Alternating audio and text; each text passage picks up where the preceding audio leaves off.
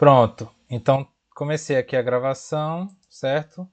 Vou compartilhar aqui a minha tela com vocês.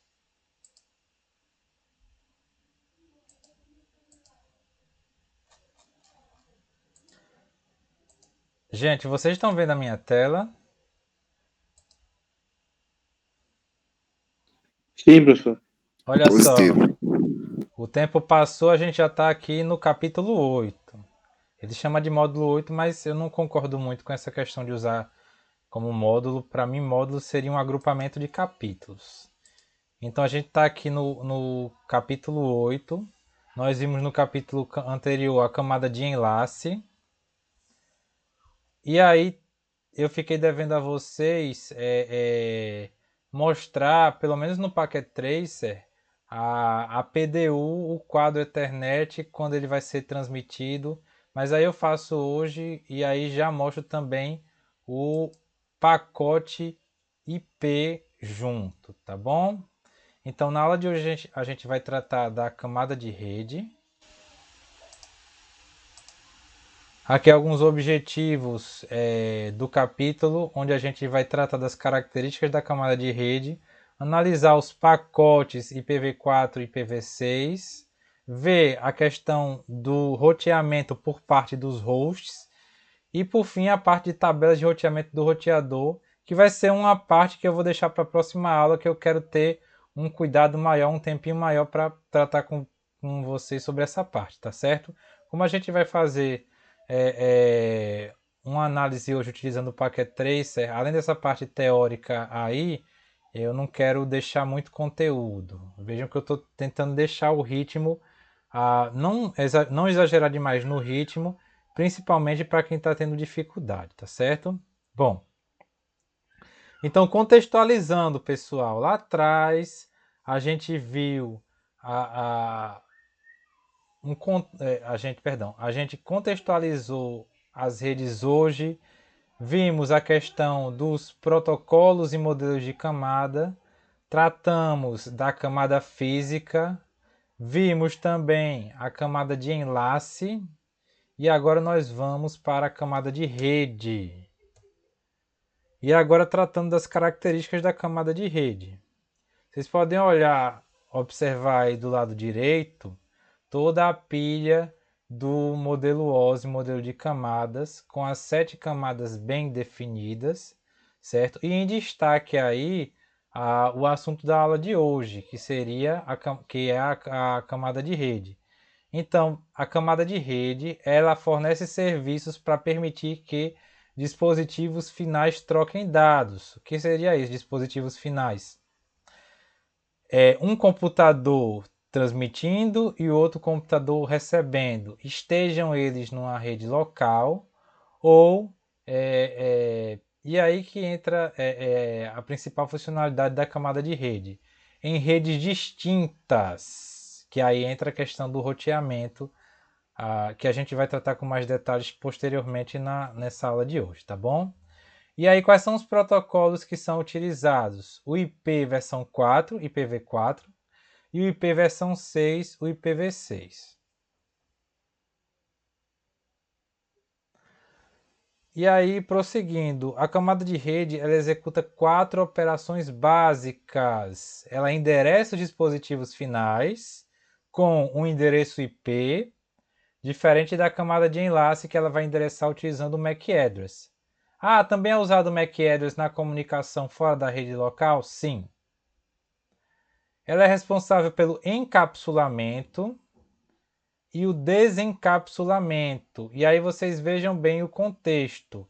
Ela encapsula quando ela recebe os dados da camada de transporte, como vocês estão vendo aí na animação aqui no canto inferior esquerdo, e ela desencapsula para a camada de transporte quando a informação ela é recebida lá na outra ponta, certo? Na figura aí do lado direito, vocês podem observar os protocolos disponíveis, IPv4 e IPv6. E aí também existe uma outra funcionalidade que eu mencionei agora há pouco, que é o roteamento, que seria o quê?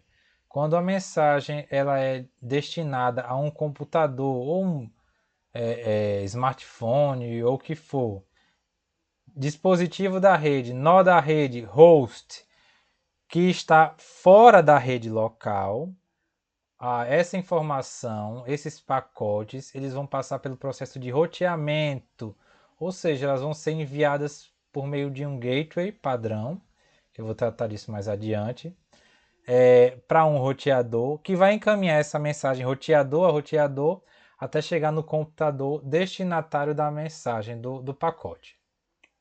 Ok? Até aí, alguma dúvida, pessoal? Não, professor. Beleza. O IP ele encapsula o segmento da camada de transporte. Vocês podem ver aí na animação, encapsulando o segmento da camada de transporte. Pode usar um pacote IPv4 ou IPv6 e isso não afeta o segmento da camada 4. O que é que isso quer dizer? Se eu me comunico, se o computador se comunica identificado por meio do IPv4 ou IPv6, certo? Ou ambos, não faz diferença para as camadas posteriores, certo? Não faz diferença se ele está usando IPv4 ou IPv6 para a camada de transporte. Ou mesmo quando ele for chegar no destinatário na camada de enlace. O pacote IP ele vai ser examinado por todos os dispositivos da camada 3 à medida que atravessa a rede. O que é que isso quer dizer?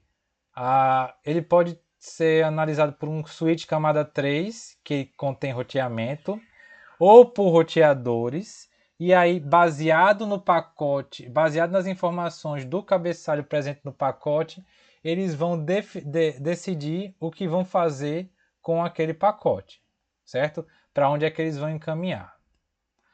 Um detalhe importante, o endereço IP ele não muda da origem para o destino. O que muda é o MAC address, salvo quando é utilizado o protocolo NAT. Quem aqui poderia me informar o que é que o que é que o protocolo NAT faz? No caso, ele faz o mascaramento, né? Ele pega um IP privado, entrega uma porta para sair por um IP público para a rede mundial, né? Exatamente, Acredito que ele vai seja fazer a isso. tradução do IP privado para o IP público. IP privado pode se repetir, IP público não. Obrigado, Silas. Só tenho uma dúvida. Pode falar, querido. Quando a gente acessa uma nova rede, que a máquina pede, né? Você quer o rede local ou público, como você falou agora. Pode acontecer de duplicar o IP na mesma máquina? Não, quando você acessa uma nova rede local, certo? A, se essa rede local for diferente, ele vai fazer a renovação do CIP por meio do protocolo DHCP. Agora, um detalhe importante é que várias máquinas dentro de uma mesma instituição podem compartilhar um mesmo IP público, Certo. certo? Mais uma dúvida. Nesse caso, as máquinas ela tem que estar com IP dinâmico, não é isso, né? Não fixo. Se você quiser deixar sua máquina com o IP fixo, você pode, certo? Como é o caso dos servidores. Mas aí você tem que tomar cuidado para que quando você for fazer a configuração DHCP, ele tem que estar dentro da faixa do IP privado que foi configurado previamente. Porque se você deixar fora da faixa, aquele computador com o IP estático, ele vai ficar fora da rede. Certo. Só para A não gente tirar vai dúvida. fazer esse teste quando a gente for tratar do NAT, mas basicamente para você ter o IP privado da sua rede, sim, eu vou falar isso daqui a pouquinho, viu, Wellington? Quando o IP privado, quando você digita ipconfig, você tem acesso ao seu IP privado. E aí, se você entrar no navegador e digitar meuip.com.br, ele vai mostrar o IP público. Então são dois IPs distintos. Certo, obrigado, professor. Valeu.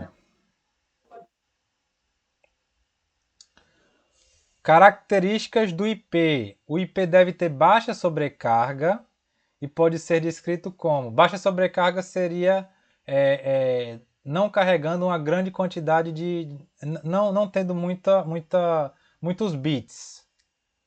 E ele pode ser descrito como sem conexão, melhor esforço, independente do meio físico. Quem já pagou alguma disciplina da parte de redes ou já estudou, sabe que sem conexão é um conceito que vem lá, que a gente vê muito na camada de transporte sobre o protocolo UDP. O IP é a mesma coisa. Sem conexão quer dizer o quê? Ele não estabelece uma conexão com o computador destinatário. Ele vai tentar entregar aqueles pacotes num melhor esforço, só que se chegar, chegou. Se não chegou, problema. E o pacote IP, ele independe do meio físico.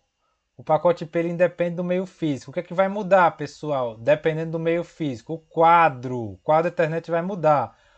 O quadro da camada de enlace de dados. Porque eu posso ter um quadro para um meio físico Ethernet, eu posso ter um quadro para Wi-Fi, eu posso ter um quadro para conexão de dados. Eu vou mostrar para vocês daqui a pouco na prática do Packet Tracer a diferença entre um pacote, um quadro na camada de Ethernet por meio de cabo e via Wi-Fi, conexão sem fio, tá bom? E aí, o IP não tem conexão. Como assim? Nenhuma conexão é estabelecida com o destino antes do envio dos pacotes de dados. Não é estabelecida nenhuma conexão. Não há informação de controle, sincronização, confirmação de recebimento, three-way handshake, nada. O destino vai receber o pacote quando ele chegar, mas nenhuma pré-notificação é enviada por IP, por meio do protocolo IP para a origem. Se houver necessidade de tráfego orientado para a conexão, outro protocolo vai lidar com isso. Normalmente o protocolo TCP na camada de transporte. Então observem bem, o TCP ele age como um complemento para o IP. O TCP é quem vai dar a garantia da entrega, no caso da camada de transporte, do segmento no destinatário. Ou não, se for usado o UDP, ele não vai ter conexão da mesma forma. Então, o TCP ele age como um complemento para o protocolo IP. Ficou claro isso aí, pessoal?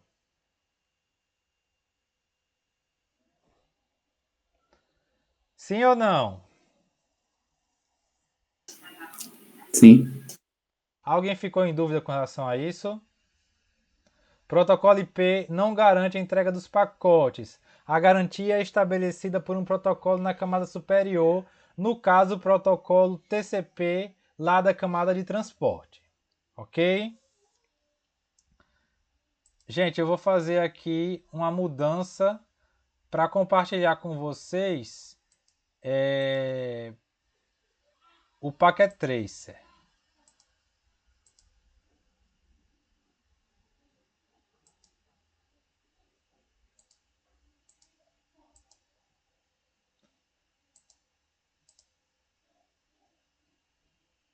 Vocês estão vendo aí a minha tela? Sim, professor. Sim. Sim. Beleza. Olha só. Aqui do lado direito, eu tenho uma lista de eventos e aí eu tenho tempo real e simulação. Na parte de simulação, ele destrincha todo o PDU, certo? Unidade de dados de protocolo, que está sendo enviado de um computador de origem para um computador de destino. Aqui no cenário tem uma rede 1, 192.168.10.0, 3 computadores interligados via switch. Na rede 2, eu tenho 3 computadores interligados via hub. E na rede 3, eu tenho 3 computadores interligados via roteador sem fio. Tem também uma outra rede aqui, que são as redes 4 e 5, que estão interligadas por meio de um roteador. São duas redes distintas, tá bom? Eu vou fazer aqui um teste, observem bem. Eu tenho um computador com o IP 192.168.10.1, é uma rede /24, e eu vou mandar um ping para 192.168.10.2.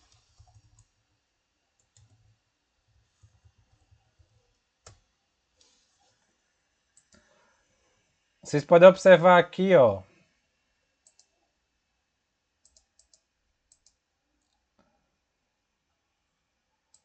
No PDU, certo? Aqui em cima tem o cabeçalho IP.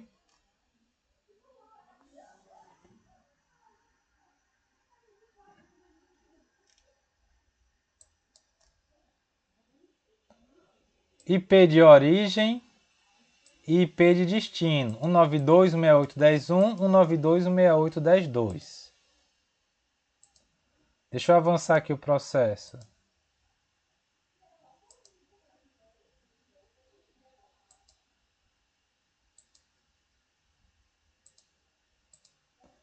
Pronto, gente. Ele chegando aqui no switch, vocês podem observar aqui que o switch ele vai tratar apenas os dois primeiros níveis. Camada 1 e camada 2. E aí vocês podem observar aqui, ó, o MAC address de origem e o MAC address de destino. Vamos olhar aqui nos computadores, só para confirmar. Interface Fast Ethernet. Estão vendo o MAC address 4A28, que é o MAC address do computador de origem. E o de destino se encerra com 8E1E.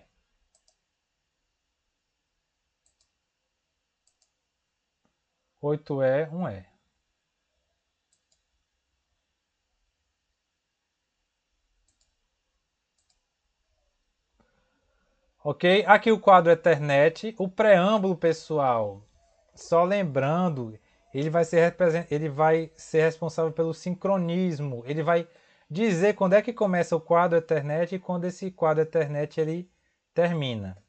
Aqui o tipo vai ser por acaso, se por acaso está sendo usado o protocolo IPv4 ou IPv6. Frame checksum é o que vai garantir lá a integridade do quadro. E aqui, source address, endereço IP de origem e o endereço IP de destino. Vamos fazer um outro teste agora. Vamos mandar via broadcast. Vocês lembram como é que fica o quadro, o campo de destino do MAC address para um quadro via broadcast? O que é que fica preenchido lá? FFFF. Isso, vamos fazer o teste aqui. Para qual IP eu mando para via broadcast aqui, pessoal? Quem lembra? Gente, quem não está entendendo muito bem essa parte de endereçamento IP, não se preocupem que nos capítulos posteriores a gente vai chegar até essa parte, tá bom? Gente, para qual IP eu mando o ping para ele enviar via broadcast? 255. Isso, 192.168.10.255.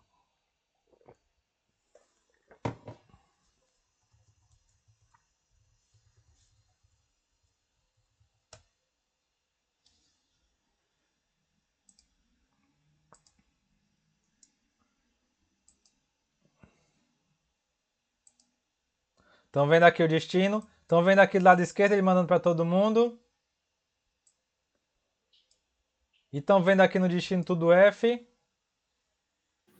Sim. Ok.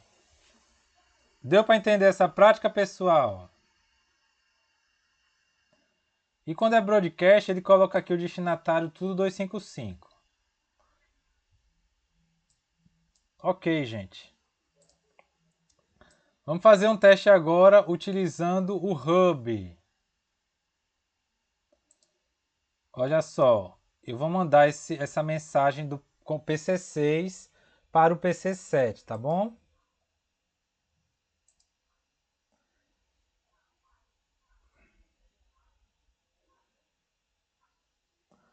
Olha só, mandou. O que é que o Hub faz? Ele vai replicar para todos os computadores. Quem não é destinatário descarta, que foi o caso aqui do PC5.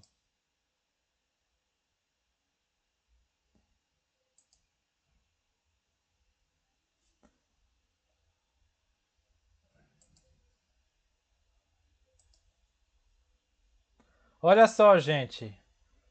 Observem aqui os detalhes do modelo OSI. O hub atua na primeira camada somente. Ele é apenas um repetidor, ele não tem endereçamento de portas. Tá bom?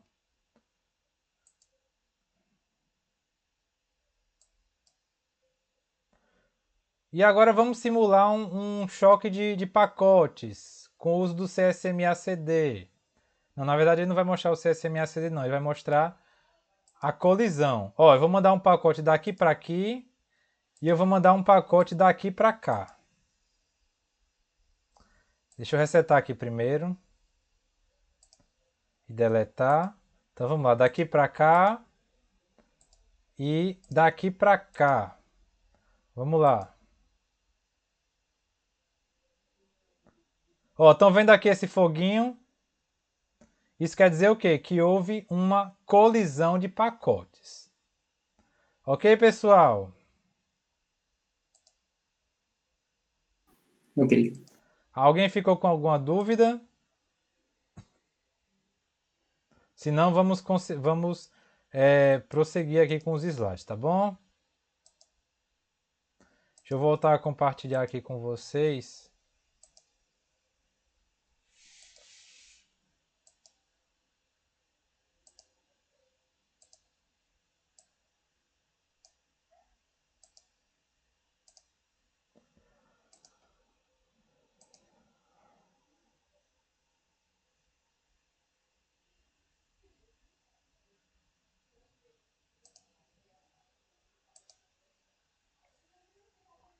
Estão vendo os slides? Sim. Sim. Então, gente, na imagem da direita, vocês podem observar que alguns pacotes IP podem ser perdidos no caminho. E aí, se for usado na camada de transporte o TCP, há uma confirmação do recebimento. E aí, se por acaso o pacote, por meio lá do Three-Way Handshake, né? Se por um acaso o pacote ele não for recebido e for confirmado o seu recebimento, ele é reenviado. Se for utilizado o UDP, ele envia sem se preocupar, tá certo? Então, o IP ele não garante a entrega do pacote, por isso ele não requer campos adicionais no cabeçalho para manter uma conexão estabelecida. Isso reduz a sobrecarga do pacote IP, já que não tem esses campos extras lá no cabeçalho para esses mecanismos de retransmissão e reconfirmação. Então o IP, como ele não espera confirmações, ele não sabe se o dispositivo lá do outro lado está operacional, se por acaso ele recebeu o pacote ou não. Ele apenas envia. E aí o IP ele é independente do meio físico, o pacote não muda, o que muda é o quadro. E aí vocês podem observar aí uma interface Ethernet de cobre, um cabo serial de cobre, uma fibra ótica e uma conexão sem fio. Então, o IP ele não é confiável, ele não pode gerenciar ou corrigir pacotes não entregues ou corrompidos, não faz retransmissão, não realinha pacotes fora de sequência, que é um outro problema que pode acontecer. Os pacotes podem chegar com a ordem trocada. O TCP é responsável por isso. E a IP depende de outros protocolos para essa função, basicamente o TCP. Ok? O IP independe do meio físico, ele não vai se preocupar com o meio físico que está sendo utilizado para o transporte e, consequentemente, com o tipo de quadro que está sendo utilizado, se é um quadro Ethernet, se é um quadro lá Wi-Fi. E aí ele pode ser enviado para qualquer tipo de mídia, cobre, fibra ou mesmo uma conexão sem fio.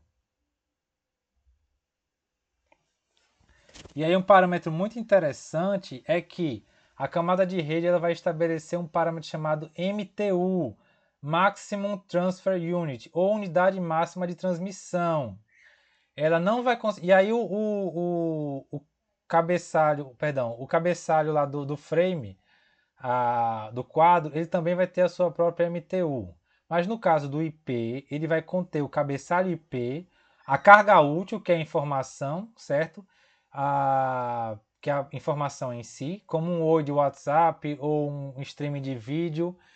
E também não vai contar com o campo do CRC, que é a redundância cíclica.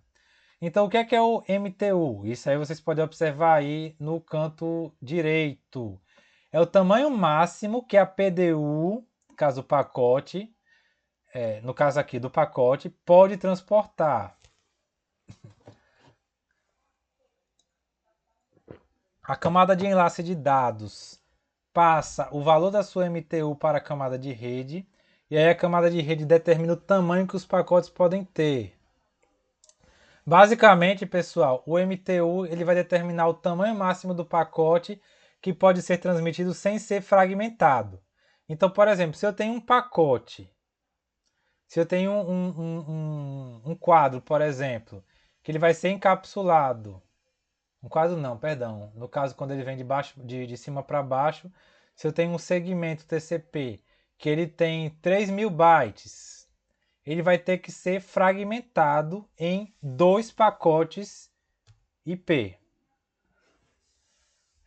Ok? No caso, se o perdão, deixa eu ver aqui. Quem foi que falou?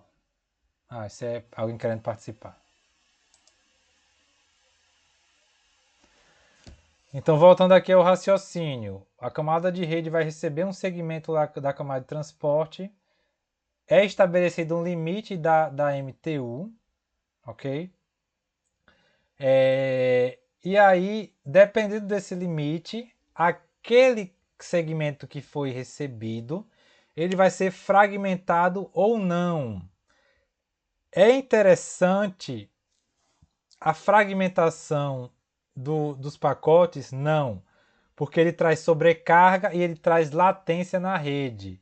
Então, o ideal é que os pacotes não sejam fragmentados. O IPv6 ele tem uma evolução no que diz respeito a isso, porque ele não fragmenta os pacotes.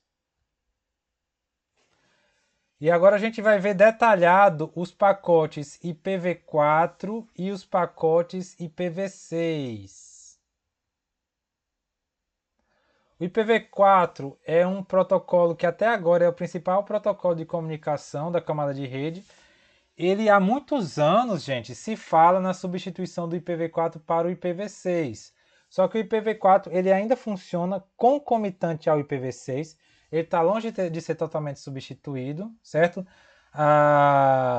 E o que estendeu a durabilidade do IPv4 foram os endereços privados, que a gente vai ver com mais detalhes num capítulo posterior. O que são os endereços privados? São aqueles endereços que podem se repetir ao longo de várias redes. Tem a faixa lá de endereçamento IP privado, como 192.168, 10.0, perdão, 10.0 é de rede. 192, você endereça seu dispositivo 192.168.10.10, 192.168.10.5, numa rede de um shopping, por exemplo. Aí você chega na casa dos seus pais e aí o roteador sem fio atribui o mesmo endereço IP, porque são endereços IPs privados. E aí um protocolo chamado NAT, que é um tradutor da rede, quando o seu pacote sai da rede local, ele vai atribuir aquele endereço de IP público para a sua informação poder trafegar na internet, tá bom? Isso que garantiu a durabilidade maior do IPv4. Mas o IPv4 acabou, viu, gente? Se você quiser ir atrás de IPv4 público, só que se alguém desistir ou sublocar para você, digamos que você tem um provedor, por acaso. Agora tratando do cabeçalho, certo? Na camada de rede. Então vejam bem, só para contextualizar. Aqui na informação na PDU vai contar com um cabeçalho lá da camada de enlace, mas ele também vai contar com um cabeçalho IP, ok? E aí o cabeçalho, no contexto da camada de rede, ele tem algumas funcionalidades bem definidas e que são extremamente importantes. O cabeçalho, seja ele IPv4 ou IPv6, perdão. ele garante que o pacote seja enviado na direção correta para o destino. Por exemplo, se o destinatário está na mesma rede local ou se ele está numa rede externa, que aí ele vai encaminhar para o Default Gateway. Então, os dispositivos da rede, seja local ou roteadores na rede, ou roteadores externos, vão usar essas informações do cabeçalho IPv4 ou IPv6 para encaminhar os pacotes na direção correta até o seu destinatário na rede de destino. Ele vai ter algumas informações para o processamento da camada de rede em vários campos. Por exemplo, endereço IP de origem, endereço IP de destino, tamanho do pacote, informações de fragmentação, no caso do IPv4. O IPv6 não tem essa informação. Protocolo que vai definir se por acaso ele está sendo encapsulado, se por acaso ele está encapsulando um segmento TCP ou um datagrama UDP, certo? A gente vai ver com mais detalhe daqui a pouquinho. Então, as informações dos cabeçalhos IP, elas são usadas por todos os dispositivos da camada 3 que vão manipular o pacote, usando essas informações para determinar a rota apropriada para o destino e realizar outras operações de processamento relacionadas à camada de rede, como a destinação de um pacote que está endereçado para uma máquina fora da rede local para o Default Gateway. Aqui as características do cabeçalho na rede IPv4. Os valores ficam em binário, certo? O diagrama é o UDP. O diagrama é da esquerda para a direita, 4 bytes por linha. Aí você tem 5 campos, totalizando 20 bytes. Só que o limite do cabeçalho IPv4, ele varia de 20 a 60 bytes. Alguns dos campos, pessoal, olha só. O campo versão, no canto superior esquerdo. Ele vai especificar a versão do protocolo IPv4 sendo utilizada. O valor para 4 é 0100. Se você fazer a conversão de binário para decimal, ele fica 4. Serviços diferenciados, ou Direct Service, aqui em cima, ó, ele tem duas siglas junto dele. DSCP e ECN. DSCP significa Differentiated Service Code Point e ECN Explicit Congestion Notification. Basicamente, os serviços diferenciados são usados para a definição de alguns parâmetros de QoS, dando prioridade a pacotes específicos no fluxo de conexão. Alguns pacotes vão ter prioridade em relação a outros.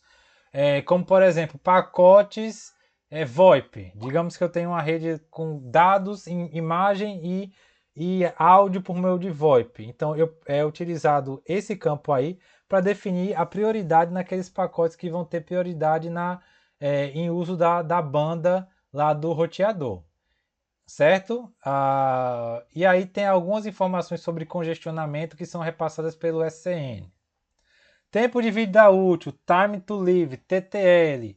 Ele vai especificar a quantidade de saltos de roteador a roteador antes do pacote ser descartado. Então esse campo aí, pessoal, ele tem um valor pré-definido.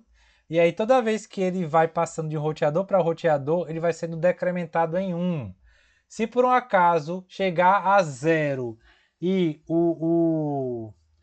a mensagem não foi entregue, o último roteador descarta o pacote, ok?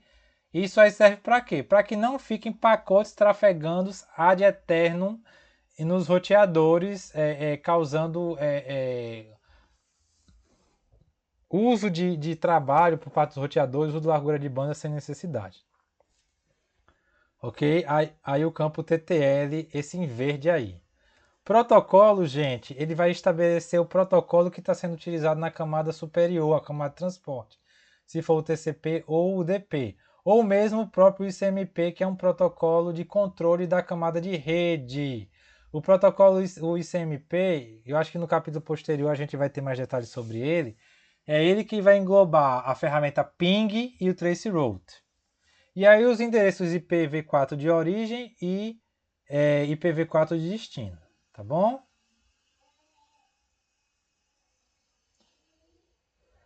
Pacotes IPv6. O IPv4 ele tem algumas limitações que podem ser destacadas. O esgotamento, que a gente ficou sem endereço IPv4.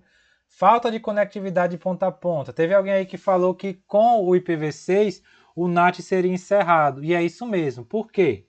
A falta de endereços IPv4 públicos suficientes para atender a crescente demanda de dispositivos levou à criação e o uso difundido também de algumas técnicas como o endereço privado e o NAT, Network Address Translation, ou tradutor de endereço de rede. Só que essas técnicas, principalmente o uso do NAT, eles dificultam a comunicação ponta a ponta, ou ponto a ponto, como vocês queiram. Por quê? Porque um dispositivo numa ponta e o dispositivo na outra ponta é um passo a mais no processo de conexão de origem para o destino e troca de informações que tem que ser executado. O que pode... E aí você tem um passo intermediário que tem que executar isso aí, que vai introduzir atrasos e uma complexidade adicional, prejudicando esse serviço de uma ponta a outra. Então, com o IPv6, o uso do NAT ele não vai ser, e o IP privado não vai ser mais necessário, ok? Então, o NAT ele cria complexidade adicional na rede, criando latência e aí diminuindo a própria taxa de transmissão.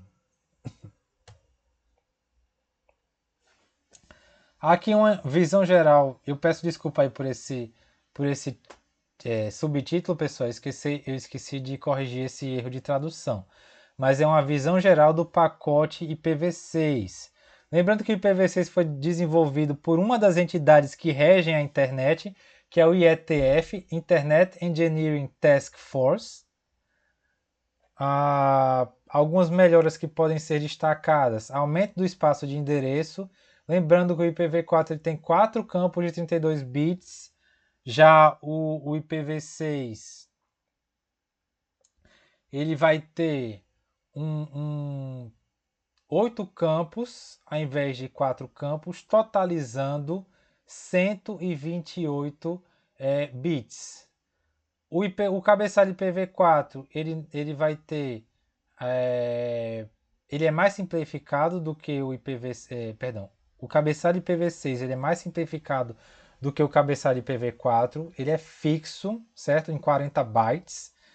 E um dos principais benefícios é que o IPv6 elimina a necessidade do NAT. Por quê?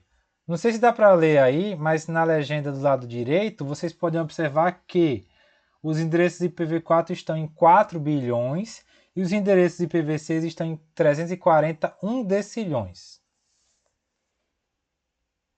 Certo? Então a gente tem o bilhão, o trilhão, o quadrilhão, o quintilhão, sextilhão, setilhão, otilhão, nonilhão, decilhão e aí 1 decilhão. IPv4 é na faixa de bilhão, 10 a nona, IPv6 1 decilhão, 10 a 36. É endereço disponível pra caramba. Aí vocês têm o cabeçalho IPv6 destacado, certo? Ele é simplificado, mas ele não é um cabeçalho menor. Fixado em 40 bytes.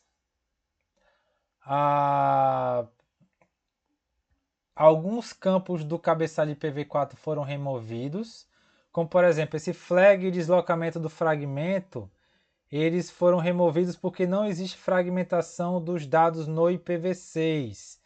A parte lá do checksum ela foi removida. Por quê? Porque no IPv6 tem algumas técnicas que são utilizadas, como um protocolo de autenticação de cabeçalho ou de autenticação de carga útil, que eu não vou entrar em detalhes que não cabe aqui agora, tá bom?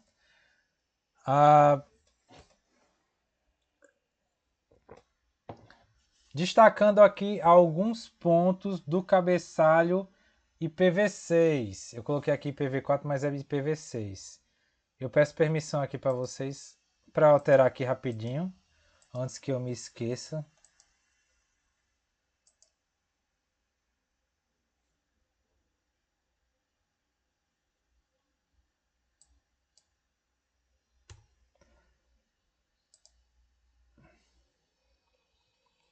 Professor, esse conteúdo já é da unidade 8 ou ainda é continuação do 7? É a unidade 8, é camada de rede, tá bom? Obrigada. Nada. Pessoal, vocês estão vendo os slides, não estão? Sim. Ok, a função aqui, o campo versão, certo? No IPv4 ele fica 0100, no IPv6 ele fica 0110, que no caso é 6 em binário. Classe de tráfego, ele é equivalente àquele campo de serviços diferenciados lá no IPv4. Ele é usado para QoS, ou seja, modulação da largura de banda, ajuste de largura de banda, certo? Prioridade de serviços, etc.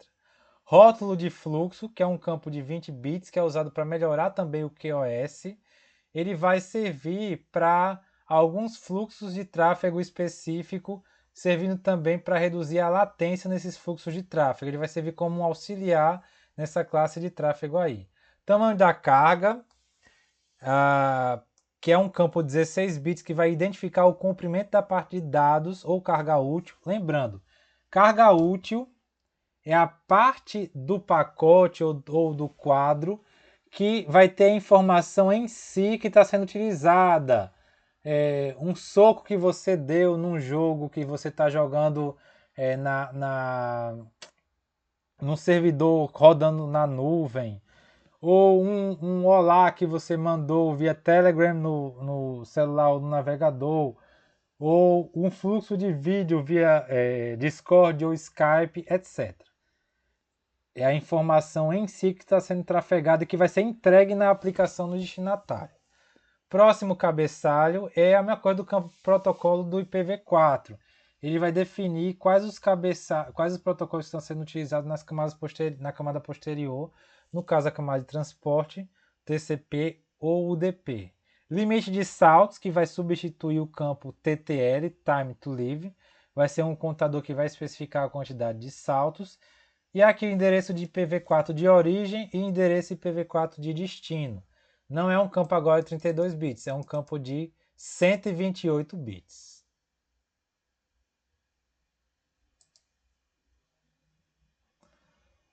Certo? Só para ressaltar aqui, eu não sei o que foi que eu falei nessa parte, mas o IPv4 ele tem 4 campos de 8 bits e o IPv6 ele tem 8 campos de 16 bits, totalizando aqui os 128. Não sei se na hora eu me confundi e falei outra coisa. Um outro detalhe importante, pessoal, é que o IPv6 ele tem alguns cabeçalhos de extensão, extension header. E aí, algumas informações que ele pode conter. Informações opcionais sobre a camada de rede. O cabeçalho de extensão ele é opcional. Está entre o IPv6 e a carga útil, certo? Então, vocês podem observar aqui a diferença entre dois cabeçalhos. No campo superior, um cabeçalho sem esses cabeçalhos de extensão. E aí na parte de baixo vocês podem observar alguns cabeçalhos de extensão utilizados junto com o cabeçalho IPv6. Então essa capacidade de adicionar cabeçalho de extensão no IPv6 permite que ele possa receber novas funcionalidades sem modificar o cabeçalho principal. Ok? Então, por exemplo, se tiver algum recurso extra de segurança, se tiver alguma outra particularidade referente ao QoS que deseje ser adicionado ao cabeçalho IPv6, é possível por meio desses cabeçalhos de extensão. Ok, gente? Como um host roteia? Bom, os pacotes são sempre criados e enviados em uma máquina de origem, seja um computador, seja seja um computador, seja um smartphone, seja uma televisão, certo? Cada dispositivo host cria sua própria tabela de roteamento. Para saber o quê? Para saber basicamente se o pacote vai ser enviado para a rede local ou para uma rede remota, sendo assim encaminhado para o Default Gateway. E aí o host ele pode enviar pacotes de 3 formas: para o próprio, para o endereço local, que é o 127.0.0.1, ou IPv6, tudo com 1 no final, certo? E o resto tudo 0. Hosts locais, se por acaso a máquina de destino está na mesma rede local, ou host remoto, a máquina destinatária está em uma outra LAN, e aí essa mensagem vai ter que ser enviada para o default gateway da rede. Certo? Bom, e aí deixa eu só fazer aqui uma demonstração. Não, deixa eu terminar essa parte aqui que eu vou lá para o Packet Tracer, tá bom? O dispositivo de origem vai determinar se o destino, se o computador destinatário vai ser local ou remoto. E aí, como é que é feito isso? No IPv4, certo? O próprio endereço IP e a máscara de subrede vão identificar se por acaso está na mesma rede ou não. Por exemplo, se nós temos uma máquina IP de origem 192.168.10.1 com máscara 255.255.255.0, certo? E o destinatário é uma máquina 10.0.0.1, cuja máscara vai ser 255.0.0.0, a origem vai saber que ela não está na mesma rede e vai encaminhar para o roteador para que ele encaminhe para outros roteadores e por meio de um algoritmo de roteamento ele vai encontrar qual é a melhor rota para chegar no roteador cuja rede do computador destinatário faz parte, tá bom? Já o IPv6 ele vai usar o prefixo lá do endereço IPv6, que é anunciado pelo roteador que está conectado ao computador para identificar. A gente entra com mais detalhes quando a gente estiver tratando o IPv6, tá certo? Então, gente, em uma rede local, seja ela doméstica ou comercial, existem vários dispositivos interconectados utilizando um dispositivo intermediário, seja ele um switch ou um roteador sem fio ou mesmo um access point. E aí esse dispositivo intermediário vai fornecer as interconexões entre os hosts locais dentro daquela rede local. E aí os hosts locais podem interagir entre si e compartilhar informações sem a necessidade de um dispositivo adicional, no caso de um roteador. Por exemplo, um LAN house antigamente era possível instalar um jogo, sei lá, um Counter-Strike da vida, e jogar em LAN localmente sem a necessidade da rede externa, ok? Ah, mas precisa de endereçamento IP das máquinas? Sim, por causa do protocolo ARP, que a partir do endereço IP ele vai pegar o MAC address. Pode falar, Wellington. Professor, boa noite. Boa noite. Professor, uma dúvida. Como no IPv6 não tem o NAT para fazer essa conversão, se eu adquirir, uma empresa adquire um IP, for adquirir um IP hoje público, ele vai ter que adquirir um IPv6. Aí, no caso, eu vou Não ter que configurar... necessariamente. Você pode usar o IPv4 e alguma empresa que tem o IPv4, ele pode sublocar aquele IPv4 para você. Mas beleza. Mas caso a empresa for adquirir, ela vai adquirir o IPv6. Só que eu posso configurar minha rede interna com o IPv4. No caso aí, como o NAT não funciona, mas ele vai empacotar o IPv4 de cada máquina, quando Tem um for fazer uma recurso de comunicação. tunelamento que ele faz a conversão do IPv6 para o IPv4. Quando a gente estiver Beleza. tratando de IPv6, a gente vai ver com mais detalhes. Tranquilo, beleza, valeu.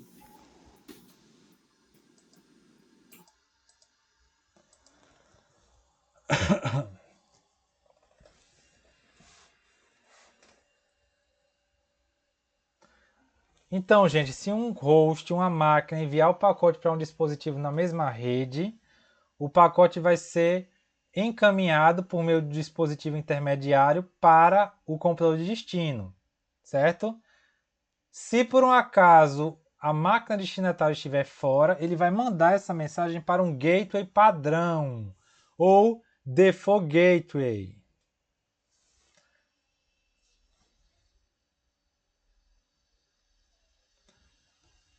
Eu vou mostrar agora o Packet Tracer para vocês.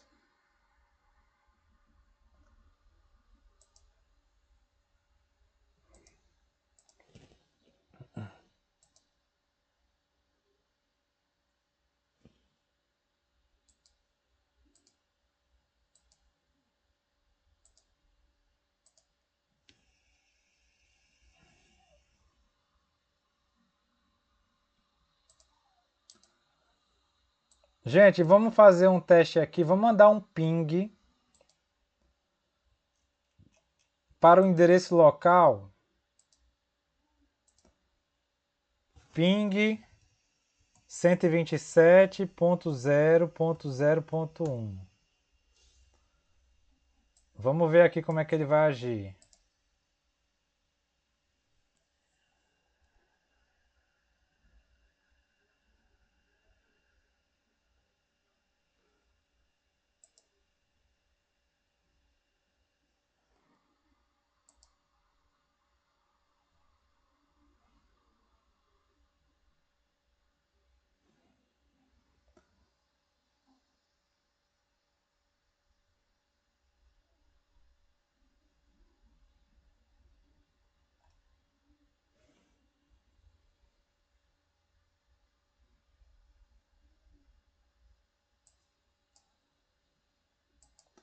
Espera aí que ele está pegando outras.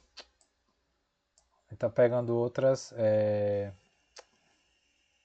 Tá pegando das outras redes aqui.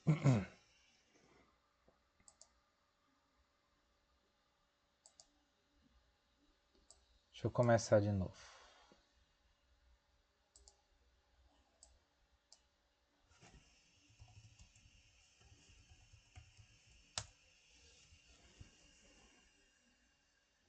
Quem pode me dizer para que serve o endereço local ou localhost?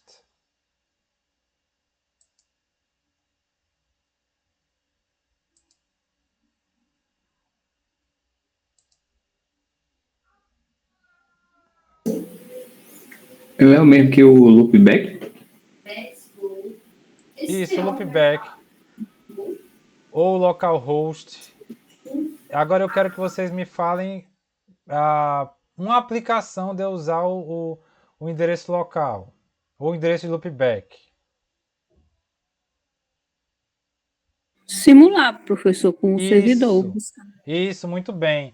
Digamos que você está desenvolvendo uma aplicação de rede, um software, e aí você não está no ambiente de rede, você quer fazer o teste de qualquer forma e ver as informações lá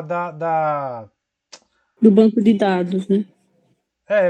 do banco de dados ou o comportamento dele Uhum. no contexto de rede. Aí você pode fazer o teste utilizando o endereço de loopback, o endereço local. Ok? Está aqui o endereço IP de origem, que é ele mesmo, o endereço IP de destino. Tem gente que fala, que diz assim, eu quero ver se a interface está ativa. Não, é uma interface virtual isso aqui. Ok, gente, vamos fazer outro teste aqui. Ah, é verdade, eu não fiz o teste utilizando o roteador sem fio. Vamos lá.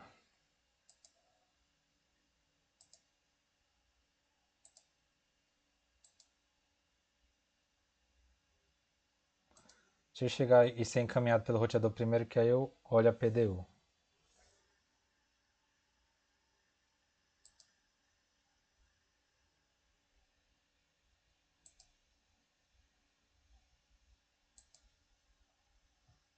Certo, tá aqui o quadro Ethernet, a origem, certo? IP da máquina de origem, IP não, o MAC address da máquina de origem, o MAC address da máquina de destino.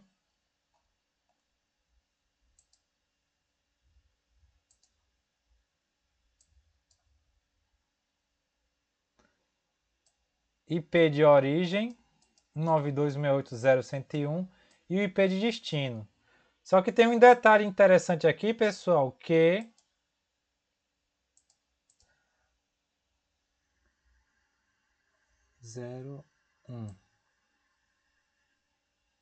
que essas máquinas elas estão configuradas via DHCP, certo? E aí quando eu vou aqui nos filtros, deixa eu deixar só o ICMP. Eu tenho a opção de deixar os mais básicos ou não. Deixa eu mandar aqui de novo.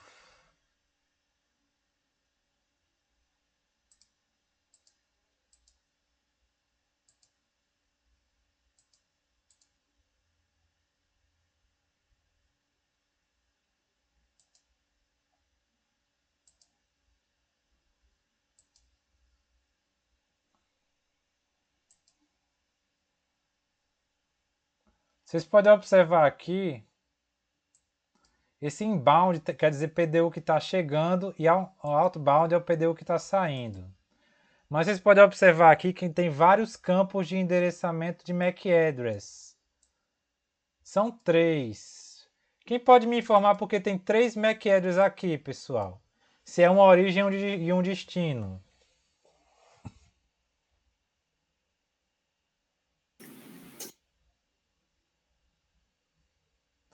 E aí vocês podem observar que o quadro é diferente do quadro Ethernet que a gente viu nas outras redes cabeadas. Quem pode me informar o porquê disso?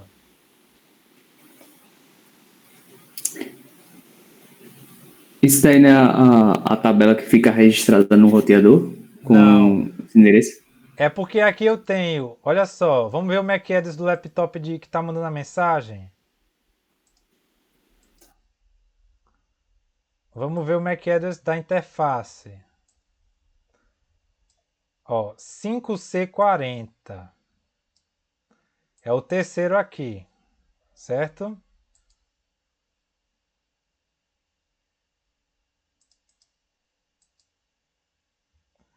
Esse outro aqui, B5BB, é o primeiro. Então, esse endereço, esse MAC address aqui é de quem, pessoal?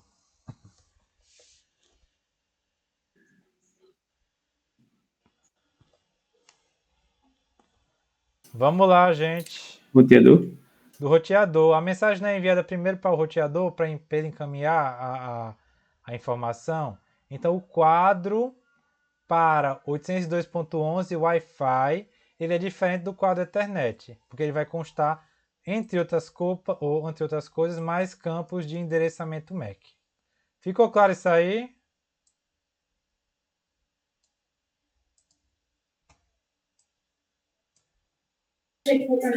Repete um pouquinho, professor. Eu vou repetir aqui, só um instante. Ó, vou mandar um ping para o destino, 192.168.0.100.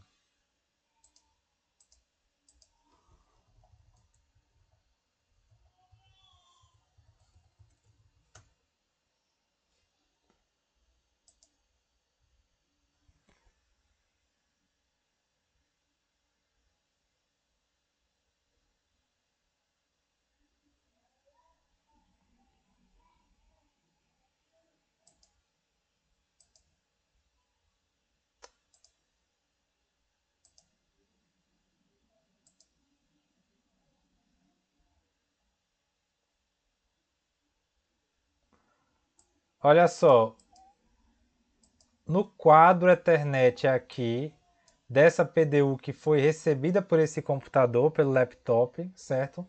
Constam 3 MAC address. Origem, o intermediário e o destino. O intermediário é quem? É o MAC address do roteador sem fio.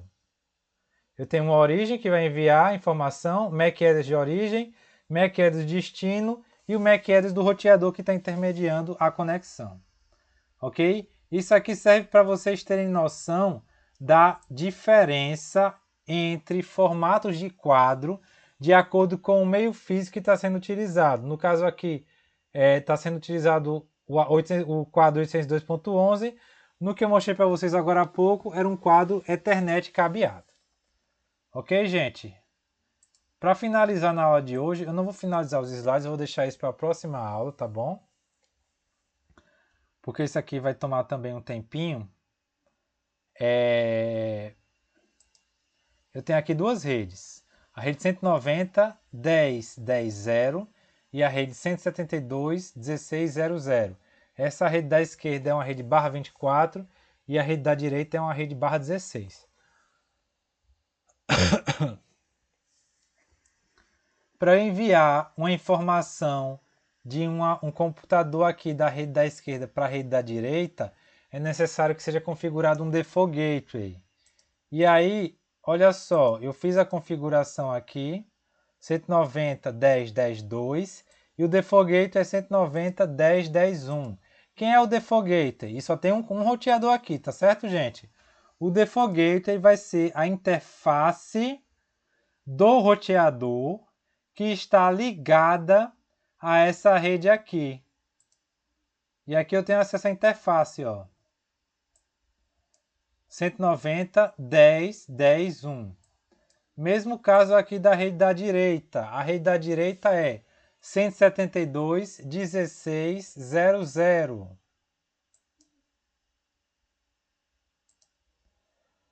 Aqui essa máquina 172.16.03 e o Default Gateway 172.16.0.1. E está aqui o IP do Default Gateway, que é a interface do roteador que está ligada a essa rede aqui. Ficou claro isso aí, pessoal? Para mim ficou, professor. Eu vou mandar um ping agora para outro computador da rede. Primeiro eu vou mandar um ping para o computador da rede local e depois para o computador da rede remota. E aí a gente faz a análise da diferença dos PDUs, tá bom? Ping 190.10.10.3.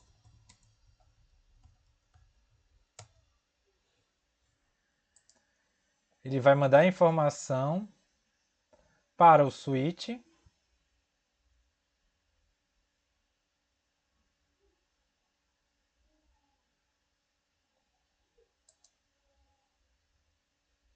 Ok? Operando na camada 2.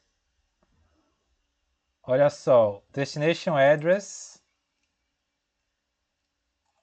Aqui ele está usando o quadro Ethernet. Destination Address é o MAC Address do computador de destino.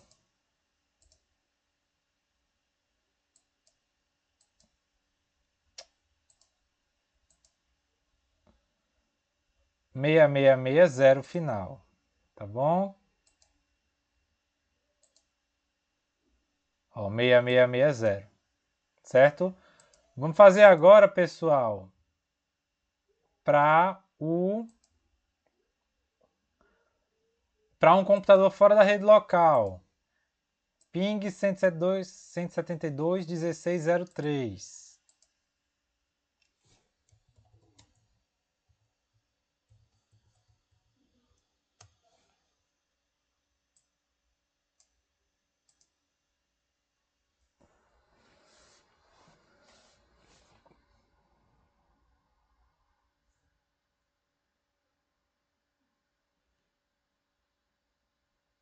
Olha só, o switch caminhou para o roteador. Destination Address. O final é 1C01.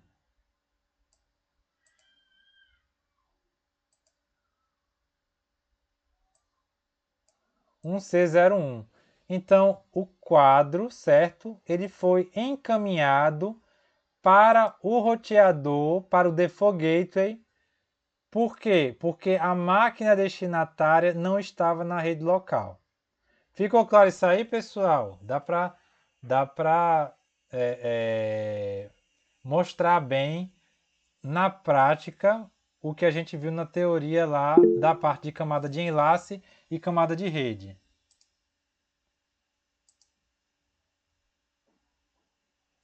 Não estão configurada com VLAN não. Não precisa configurar, Jeffer. Não precisa configurar algoritmo de roteamento nenhum. Por quê? Porque elas estão no mesmo roteador. Quando a gente for fazer as práticas seguintes que vão ter mais de um roteador, aí a gente configura o algoritmo de roteamento. No caso aqui, esse roteador ele oferece as opções de utilizar o RIP ou o roteamento estático, tá certo? A gente vai fazer algumas práticas, primeiro configurando assim no café com leite, certo? E depois a gente vai fazer as práticas utilizando a própria interface, utilizando os comandos, que é o que vocês precisam aprender para configurar um roteador no mundo real, tá certo? Eu vou ficar por aqui, pessoal, por hoje. A gente finaliza esse conteúdo na semana que vem, tá certo? Agora, antes da gente encerrar a aula de hoje e o nosso encontro, eu gostaria de avisar vocês que eu vou habilitar. Deixa eu encerrar o meu compartilhamento aqui. Eu vou habilitar a atividade para mais uma semana. Por quê? Porque somente 11 pessoas fizeram. Tá certo? E aí eu vou configurar também uma máquina virtual. Já vou fazer o teste na plataforma do Packet Tracer.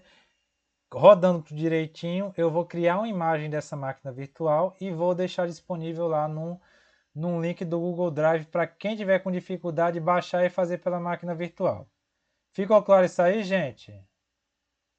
Sim. Beleza. Pode tentar mais uma vez para aumentar a nota, professor? Pode sim, se você quiser tentar, pode fazer. Agora, só lembrando que a última tentativa é a nota que fica. Ah, entendi. Não é a mais alta não, então. Não é a mais alta não. Eu mesmo, quando eu estava fazendo o curso, eu não tinha essa informação e a segunda avaliação que eu fiz, eu tinha tido uma nota boa na primeira, a segunda eu não cheguei a terminar. E aí eu entreguei faltando questão. E aí eu fiquei com nota baixa porque eu não sabia disso. Ah, bom saber, professor. Não vou tentar, não. Ok? Se já teve a nota boa, eu recomendo não fazer mais. Eu vou interromper aqui a gravação.